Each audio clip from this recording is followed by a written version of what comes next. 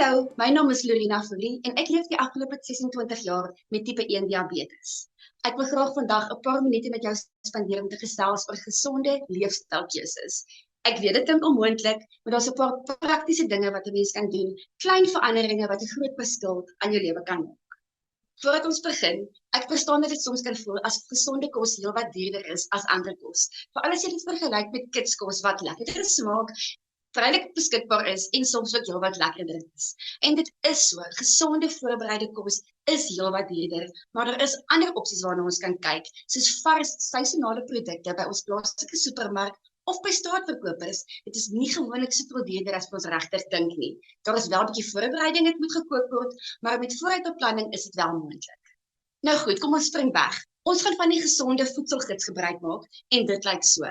Die voedselgids is saamgestel om ons te wys watter kosse om te eet en watter porsiegrootte van daardie voedsel om in te sluit. Op die voorbeeld sal jy sien daar is 'n gesonde bord kos en dit is opgedeel in verskillende porsies om ons te wys die groottes van die porsies wat ons by elke hoofmaaltyd behoort in te sluit. Jy sal sien dat die helfte van die bord gevul is met nie styselagtige groente, 'n kwart van die bord is gevul met proteïene soos eiers, vis, hoender, vleis en droë bone en die ander kwart van die bord is gevul met styselagtige kosse of koolhidrate wat ons in Engels ook carbs noem. Eet jy dalk alreeds so? Ek probeer elke dag en dit is nie altyd maklik nie en ek kry dit ook definitief nie elke dag reg nie. Ons behoort ook gewone water saam met ons maaltye te neem en nie gaskoeldrank of vrugtesap wat hoog in suiker is nie. Binne in die gesonde voedselgids sal jy sien dit wys vir ons die verskillende voedselsoorte en wat die gesonde keuses is in die verskillende voedselgroepe, groente, stysel of koolhidrate, proteïene, vrugte en olies. So kom ons begin met groente. Jy sal sien dat groente soos aardappels, patat en mielies nie aan hierdie kant verskyn nie, want dit is meer 'n styselryke kos of 'n koolhidraat en dit word in kleiner hoeveelhede as 'n styselporsie ingereken. Hierso is ons op soek na groen blaargroentes en opsies soos pampoen, skorsie en dalk selfs ook broccoli. Jy kan ook kies vir 'n lekker groot slaai met blaarslaai, tamatie en komkommer of 'n ander opsie is dalk om spinasie, sampioene en 'n porsie pampoen bymekaar te gebruik of soetrusie, eie en baba murgpampoentjies of groenbone en skorsies of selfs koolslaai of wortels en kool. Daar is heelwat opsies, ek beloof. Dan beweeg ons na proteïene regsbo. Dit is kosse soos eiers, vis, vleis, hoender, bone en lensies. En jy wil graag 'n kwart van jou bord hiermee vul. Dis omtrent die grootte van jou vuis, want proteïene help ons om langer versadig te bly. Jy het al gesien as jy 'n brood eet met konfyt op, dan is jy binne 'n uur weer honger, maar wanneer jy 'n broodjie eet met 'n eier op, dan bly jy heelwat langer versadig. Dit is presies wat proteïene doen. Dan beweeg ons na stysel of die koolhidraatkosse aan die onderkant van die bladsy. En dit is die kosse wat gewoonlik mense met diabetes se bloedsuikervlakke laat styg en die porsies is ook heelwat groter wanneer ons van hierdie kosse eet. Daarom wil ons graag net 'n kwart van ons bladsy met hierdie kosse vul. Dis omtrent die porsie die grootte van jou vuis of 2 snye brood. En ek weet dit is heelwat minder as wat ons gewoond is, maar wanneer jy jou bord met gesonde groente aan die een kant vul, is daar heelwat minder spasie vir styselagtige kosse en dit bring vir jou 'n baie meer gebalanseerde bord. Vrugte is iets waarvan ons te veel op een slag eet en dit behoort eintlik slegs 1 porsie vrugte per maaltyd of as 'n peselappie te wees, omdat dit baie hoog is in natuurlike suiker.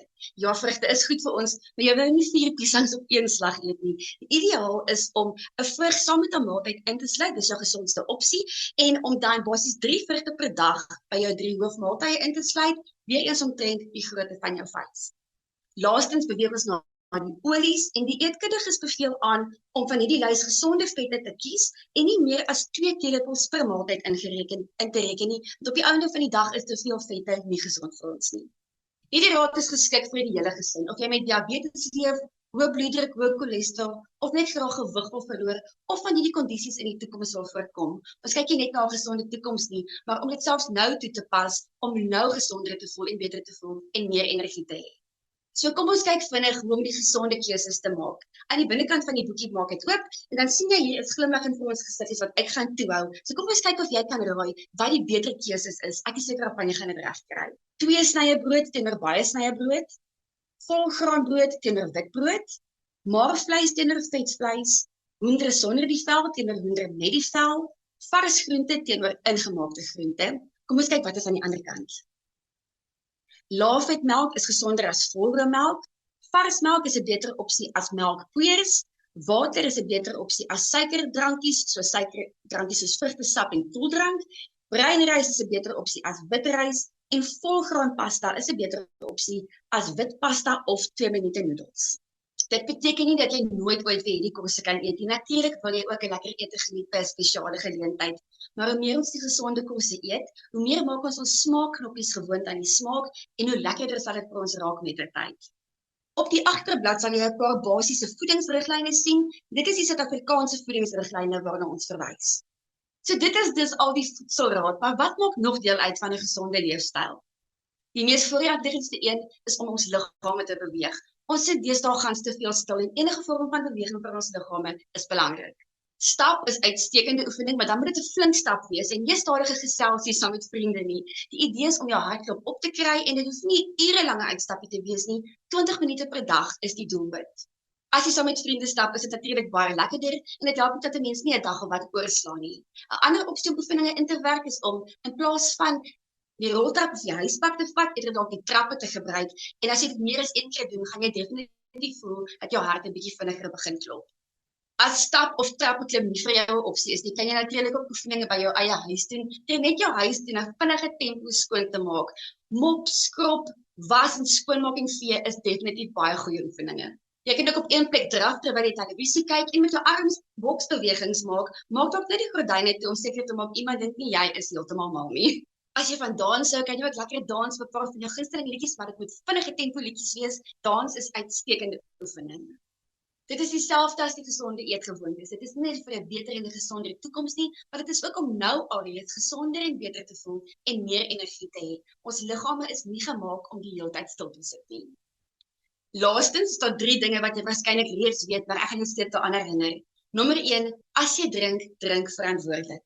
Nommer 2, as jy rook, probeer asseblief om op te hou. Dit is nie gesond vir jou nie en ek weet ook dit is nie so maklik nie.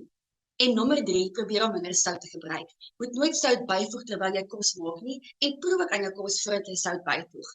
Jy weet dit dalk reeds, maar aftrekselblokkies, soppoeier en ermerk is alles dieselfde ding en gelykstaande aan sout. Jy het nie alles in jou kosse nodig op dieselfde tyd nie. Probeer dalk jou kos geur met kruie, vars knoffel, gember en suurlemoensap. Dit is ook baie smaaklik. En laastens, omdat ek met diabetes leef, wil ek graag die 5 simptome van diabetes met jou deel, dat jy dit met almal kan deel wie jy ook ken. Nommer 1, erge dors. Nommer 2, intense honger. Nommer 3, uiterste moegheid. Nommer 4, gereelde piepie veral snags. En nommer 5, vaal of dowwe visie en mense sukkel om te sien. Diabetes kan mense van enige ouderdom en enige liggaamsgrootte raak. Dit is nie suikersiekte nie en genetika speel 'n rol, sowel as leefstylfaktore en voedingsfaktore. As jy enige vrae het, sluit ons aan by sweetlife.org.za en onthou, ons staan saam hierin.